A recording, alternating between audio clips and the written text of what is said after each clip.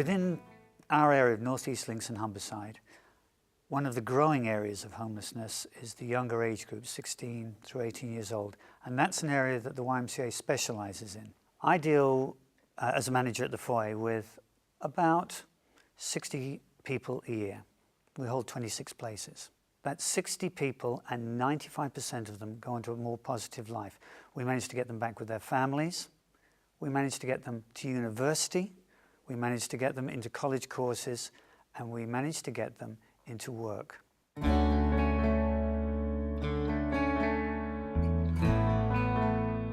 There is a particular close network of partnerships, and one of the really heartening things that's happening in the area right at the moment is a meeting that I and the YMCA and all the agencies have come to, where there was a packed room of all the agencies looking towards the Homelessness Forum, which has been renewed and it's re-energized in the whole area. Yes, we are almost like a huge family of agencies in the area. We know each other personally and we know each other professionally, and it just moves things forwards for our clients. We know when we pick up a phone, that person at the other end of the phone knows exactly who we are, what our own little area does, and we know exactly how they can help.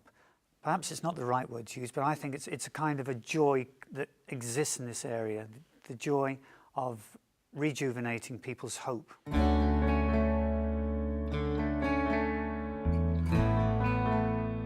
How do I feel about my job and about clients who move on with their lives and so on?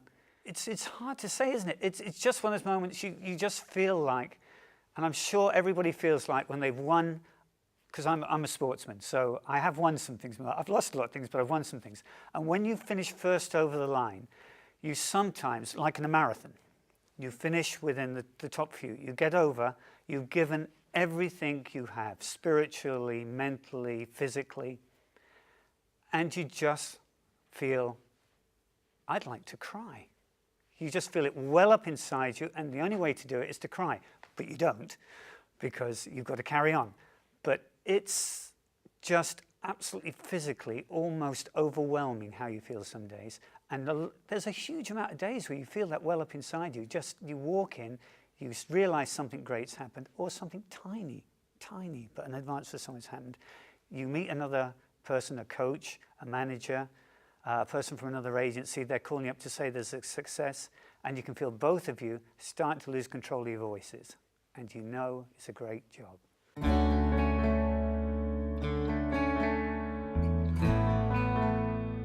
I think what all of us want, isn't it, in this area, is that people are ready for work and returning to work or getting their first job, in the case of many of my clients. That is my big dream, and I think I was talking to supporting people who are our main funders and who constantly lift me up when I'm low. I send them good news stories, and they just celebrate all the time what we're doing, and it's something, as you can imagine, our job is quite hard, but to have that kind of support and people emailing you and saying, buck up, that was a great success, that is something I think that they see, that their whole drive is, on the one hand, that people enter work and are in work and enjoy work and know how to do work. So that's my big dream.